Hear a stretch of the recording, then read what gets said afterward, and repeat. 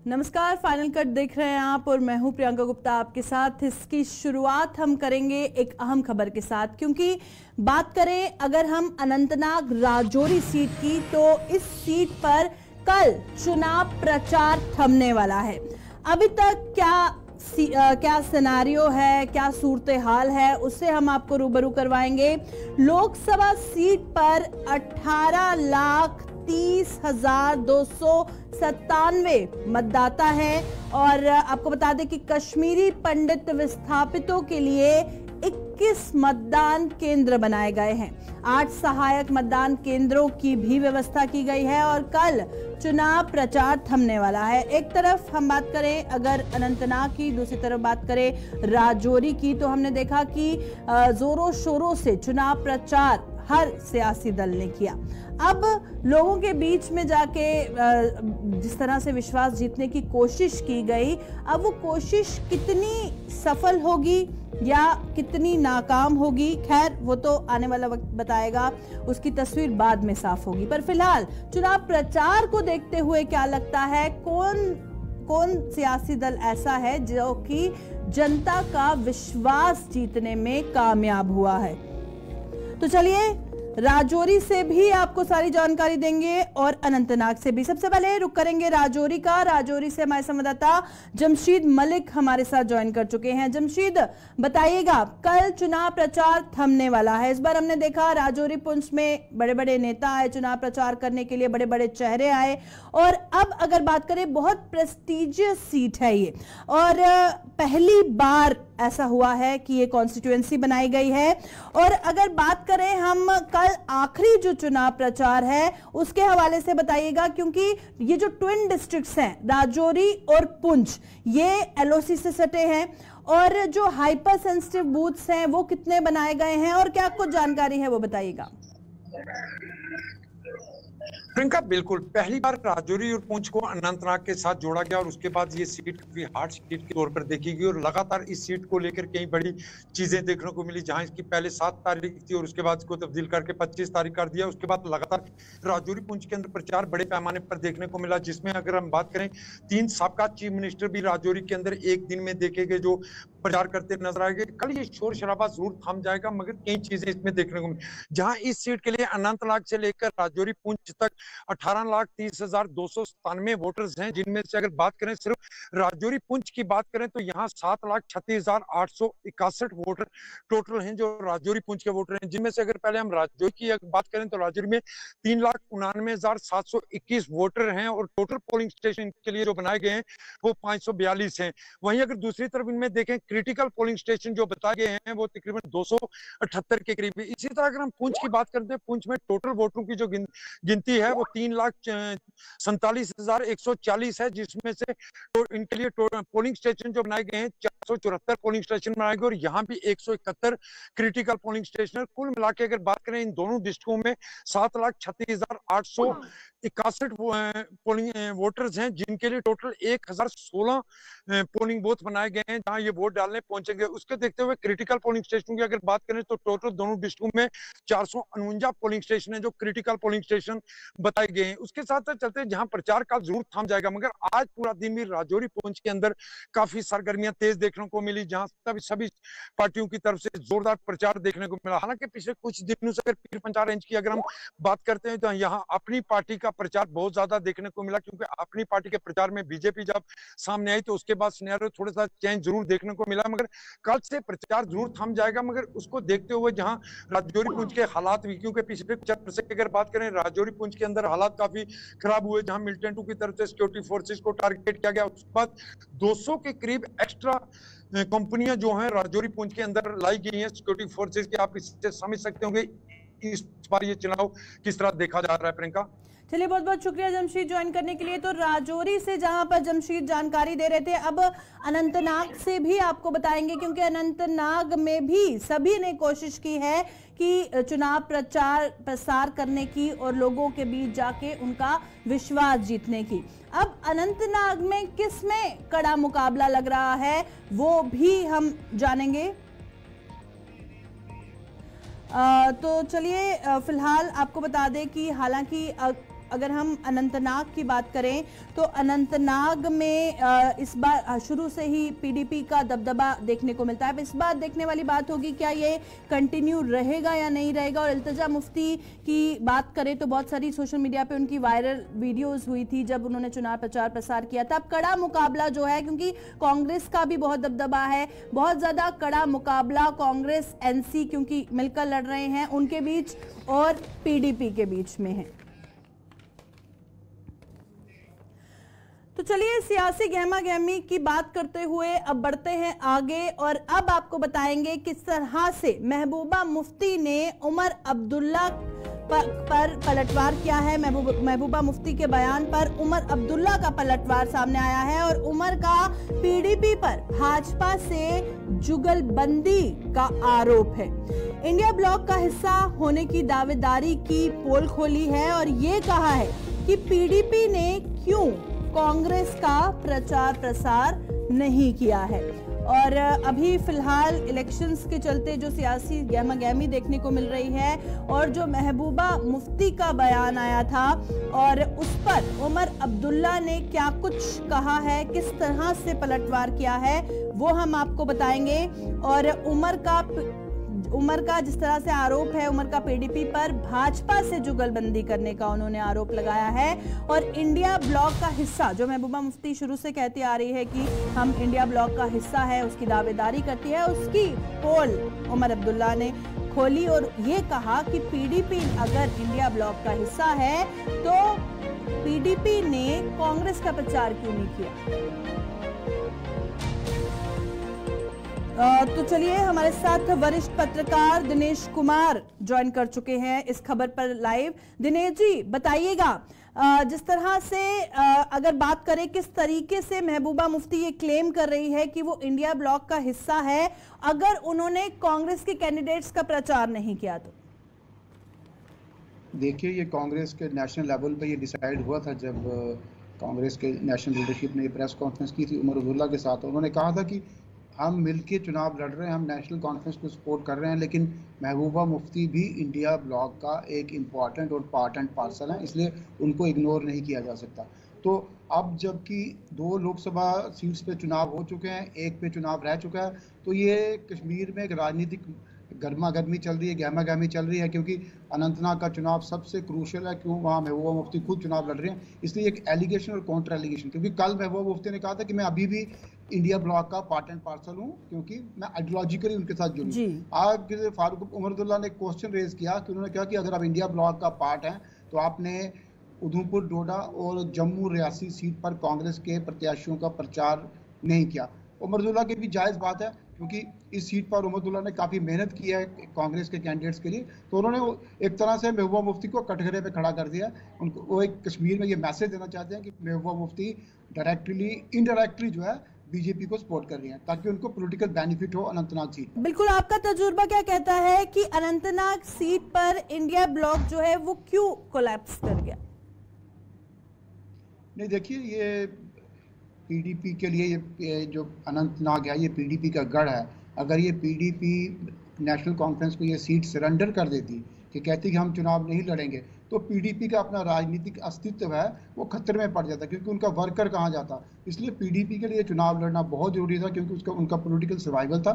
इसलिए पीडीपी ये सीट नहीं छोड़ सकती थी। ये फ्रेंडली कंटेस्ट है तो इसलिए उनको लड़ना बड़ा जरूरी था, क्योंकि 2014 के बाद पहली बार कोई बड़ा चुनाव हो रहा था। तो अगर पीडीपी इसमें चुनाव नहीं लड़ती तो उनका जो वर्कर, उनका कैडर है वो डिसइंटीग्रेट हो जाता और डिमोरलाइज हो जाता। चलिए, बहुत बहुत शुक्रिया दिनेश जी ज्वाइन करने के लिए। तो वरिष्ठ पत्रकार हमारे साथ इस खबर पर लाइव जुड़े थे।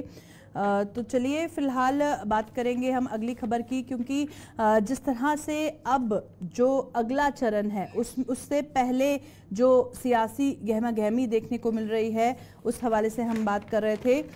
और अगर बात करें फिलहाल जिस तरह से आपको पहले बताया हमने कि महबूबा मुफ्ती ने क्या बयान दिया और साथ ही साथ महबूबा मुफ्ती ने क्या बयान दिया और उस पर महबूबा मुफ्ती के बयान पर उमर अब्दुल्ला ने किस तरह से पलटवार किया वो हम आपको बता रहे थे। क्योंकि उमर अब्दुल्ला का कहना था कि अगर महबूबा मुफ्ती ये कहती हैं कि वो इंडिया ब्लॉक का हिस्सा है तो उन्होंने कांग्रेस के कैंडिडेट्स का जो प्रचार है वो क्यों नहीं किया। तो चलिए बढ़ते हैं आगे, बात करेंगे। जम्मू सूबे में निवेश कर चुके निवेशकों ने आज जम्मू में मिल बैठकर उन्हें पेश आ रही समस्याओं पर मंथन कर इन्हें सरकार तक पहुंचाया। जम्मू में आज इन्वेस्टर्स मीट का आयोजन किया गया था, जिसमें 100 से ज्यादा निवेशकों ने इंडस्ट्रीज एंड कॉमर्स डिपार्टमेंट के अधिकारियों को अपने परेशानियों से अवगत करवाकर इनके जल्द हल करने की मांग की है। डिपार्टमेंट के हेड अरुण मिन्हास व अन्य अधिकारियों ने इनकी समस्याएं सुनकर इन्हें जल्द करने का आश्वासन दिया है। इशू ये है कि on the grounds of incentives being provided to women, or incentives are say extra points, like because land is given on a merit basis. For land allotment we provide some extra points to you so that you come, or land parcel we have identified, but you can just wait for it. But पिछले महीने जब governor साहब ने industries and commerce department का review लिया था, तो उसमें ये हिदायत दी थी कि जो डायरेक्टर्स हैं रिस्पेक्टिव प्रोविंसेस की, वो इन्वेस्टर्स के साथ हर महीने में एक बार वो मिलेंगे, उनसे उनकी ग्रीवेंस सुनेंगे और उनको रिड्रेस करेंगे। तो आज इसी कड़ी में आज हमने इन्वेस्टर्स मीट करी, जिसमें उनको पॉलिसी के बारे में समझाना, उनके जो ग्रीवेंसेस हैं उनको नोट करेंगे, जो हमारे स्तर पे जो ग्रीवेंसेस उनके दूर हम कर पाएंगे उनको करेंगे, और जो पॉलिसी लेवल मैटर्स हैं जो सरकार को भेजने हैं, विभिन्न विभागों के जो मैटर्स हैं, हम उनके साथ टेकअप करके उनको दूर करने की कोशिश करेंगे। तो उसी कड़ी में आज आपने देखा कि हमारे इंडस्ट्रियल एसोसिएशंस के प्रधान जितने भी हैं सारे हैं, जो कठुआ सांबा से जो प्रोस्पेक्टिव इन्वेस्टर्स हैं जो यहाँ पे इन्वेस्ट कर रहे हैं, उनके भी इंडिविजुअल ग्रीवेंसेस होंगे और वो भी आ पाएंगे और अपने ग्रीवेंसेस हमको बताएंगे। सर, किस तरह की दिक्कतों का सामना उन लोगों को करना पड़ रहा है, क्या कुछ सामने आ रहा है? देखिए, अभी तो चल ही रहा है, लेकिन जो मूलतः जो मेन जो डिमांड है कि एक तो कई इन्वेस्टर्स हैं, उनको ये डर है कि शायद सितंबर में पॉलिसी ख़त्म हो जाएगी, उसको बढ़ाने के लिए कह रहे हैं कि किसी के इश्यूज ज़मीन के रिलेटेड हैं, किसी के इश्यूज पावर के रिलेटेड हैं, पोल्यूशन के रिलेटेड है। वो सबका संज्ञान लिया जा रहा है, नोट करके जितने भी विभागों के वो मसले होंगे हम उनको टेकअप करेंगे। जो लोकल इंडस्ट्री है, हमने ये इनसे किया है रिक्वेस्ट कि वो लोकल इंडस्ट्री को थोड़ा प्रावधान दें, वो जो नए पैकेज का फ़ायदा नहीं ले पा रहे हैं उसको वो ले पाएँ। और देखें, जैसे घाटी में यूनिट्स लग रहे हैं पावर की, वहाँ पर अभी इस वक्त 320 मेगावाट की प्रॉमिस उनको की गई थी और अभी 160 है और 116 पाइपलाइन है। तो ये छोटे छोटे इश्यूज जो हैं आज फ्लैग हो रहे हैं इनके सामने। और एक बहुत बड़ा मुद्दा है कि जो एग्जिस्टिंग इंडस्ट्री है उसको जीएसटी रिफंड टाइम पे नहीं आ रहा है, और हमेशा ये कहा जा रहा है कि जीएसटी डिपार्टमेंट ने ये ट्रेजरी को भेज दिया और ट्रेजरी से बिल नहीं क्लियर हो रहे। ऐसे ही काफ़ी मुद्दे हैं जो जिन पे आज चर्चा यहाँ पर हो रही है, और this is very good initiative.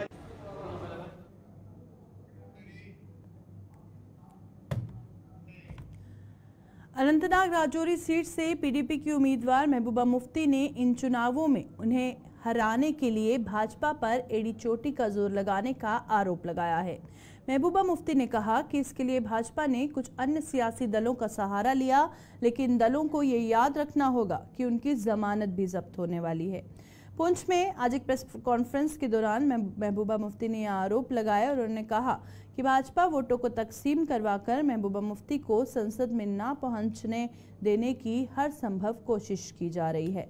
Mehbooba Mufti ने हाल ही में पहलगाम में पर्यटकों पर हुए हमले की भी जांच करवाने की मांग की है और उन्होंने बिना किसी सियासी दल का नाम लेते हुए आरोप लगाया कि इस हमले में उस सियासी दल का हाथ है जिसने जम्मू कश्मीर में सबसे ज्यादा हवाले का पैसा लाया है और भाजपा ऐसे सियासी दलों का साथ दे रही है। दूसरी जमात निकली है, वो मैंने पहले भी कहा, वो बीजेपी के कंधे पे बंदूक रख के चलाना चाहती है। उनको मालूम है उनकी जमानत जब्त होनी है, मगर उसके बावजूद वो निकले हैं इस भरोसे पे कि कश्मीर में कोई ऐसा हादसा हो सकता है, कोई ऐसे वाकयात हो जाए कि वहां वोटिंग कम हो और यहाँ वोट डिवाइड हो जाए और महबूबा मुफ्ती किसी तरह से पार्लियामेंट में ना पहुंचे।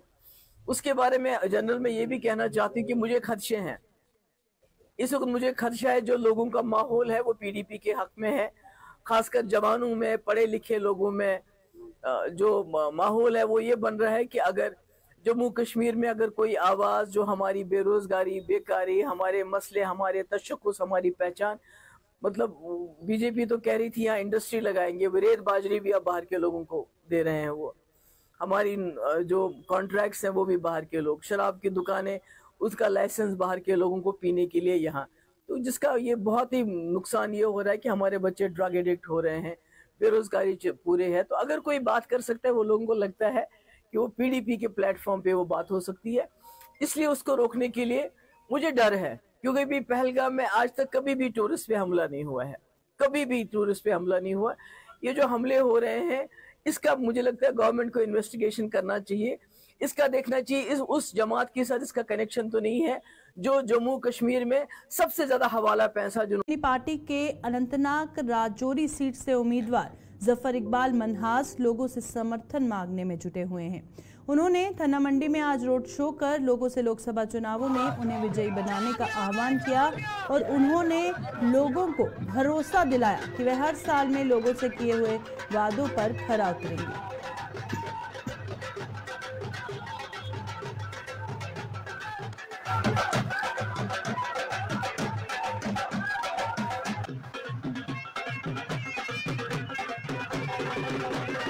लेकिन हर बरादरी के अंदर कुछ गर्ज लोग होते हैं जिनके अंदर हसद की आग होती है, जो नहीं चाहते कि दूसरे लोग भी तरक्की करें, सिर्फ उनके बच्चे तरक्की करें, सिर्फ उनके बच्चे अफसर बने, सिर्फ उनके बच्चों को प्रमोशन मिले, सिर्फ उनके बच्चों को रिजर्वेशन मिले, लोगों के बच्चे मरते हैं तो मरे।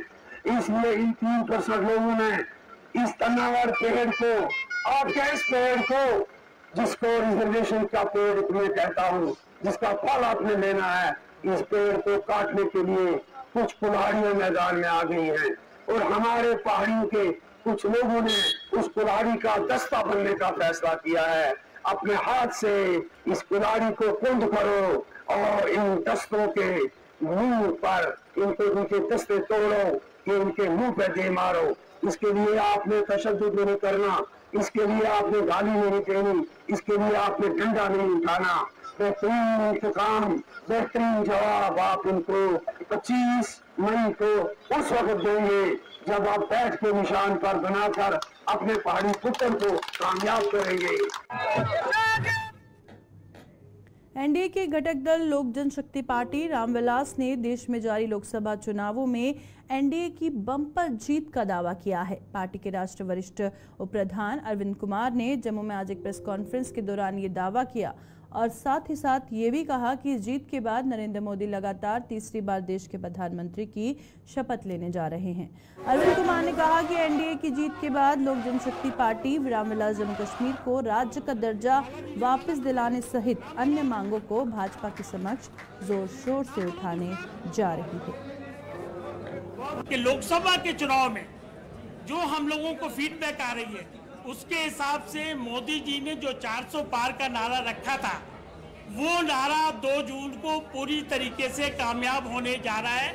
मतलब ये हुआ कि एनडीए 400 से ज्यादा सीटें जीतने जा रही है, नंबर 1, और नरेंद्र मोदी जी तीसरी बार 4 या 7 तारीख को देश के प्रधानमंत्री की शपथ लेने जा रहे हैं। ये भी देश की जनता को इसके लिए बधाई के पात्र है। और ये जब मैं बात कहता हूँ तो ऐसे ही नहीं कहता हूँ। 10 साल में जो इस सरकार ने काम किए, जो देश का माथा ऊंचा किया, जो देश का गौरव ऊंचा किया, पूरे विश्व में ऊंचा किया। आपने देखा होगा कि G20 का कितना सफल प्रायोजन किया, राम मंदिर कितने सफल तरीके से बनाया, गरीबों को कैसे मुफ्त अनाज देके उन्होंने भोजन की व्यवस्था की, गरीबों को शौचालय बना के दिए, गरीबों को मकान बना के दिए और स्किल इंडिया डेवलपमेंट खोला, इंडस्ट्रियलिस्ट को आने के लिए तरह तरह की सुविधाएं प्रदान की। और मुझे ये बताते हुए खुशी है कि जम्मू एंड कश्मीर में भी डेवलपमेंट हो रहा है, कि जम्मू कश्मीर की समस्याएं भी चल रही हैं। जैसे ही नरेंद्र मोदी प्रधानमंत्री की शपथ लेंगे उसके तुरंत बाद हमारी पार्टी जम्मू एंड कश्मीर को पूर्ण राज्य का दर्जा देने के लिए अपनी डिमांड पुरजोर तरीके से उनके सामने रखेगी। और चूंकि हम एनडीए के घटक पार्टी हैं तो हमको ये विश्वास है कि वो हमारी बात मान के, क्योंकि ये वादा प्रधानमंत्री ने खुद भी किया है कि JNK को पूर्ण राज्य का दर्जा दिया जाए। वन्यजीव संरक्षण विभाग द्वारा वन्य प्राणियों के संरक्षण के तौर तरीकों के प्रचार प्रसार के लिए पलावाला ब्रिगेड में आज जागरूकता शिविर का आयोजन किया गया। इस दौरान वन्यजीव संरक्षण विभाग के वन अधिकारी विजय कुमार और उनकी टीम ने सेना के जवानों को वन्यजीवों के संरक्षण की जानकारी दी और उन्होंने बताया कि चूंकि पलावाला कंडी इलाका है, लिहाजा यहाँ सांप अत्यधिक संख्या में पाए जाते हैं, जिनका संरक्षण किया जाना चाहिए।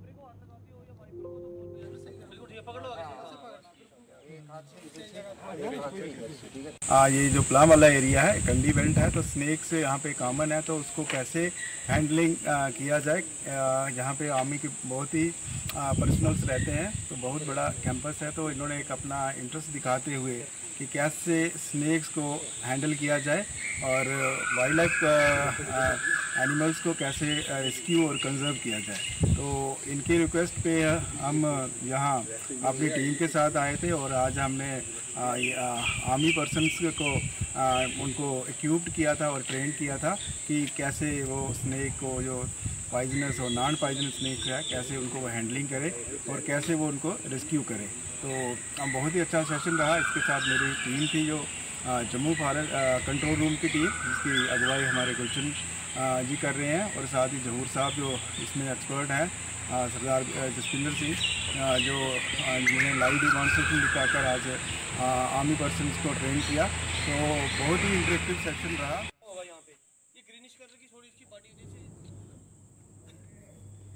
फाइनल कट में फिलहाल इतना ही। दीजिए इजाजत, नमस्कार।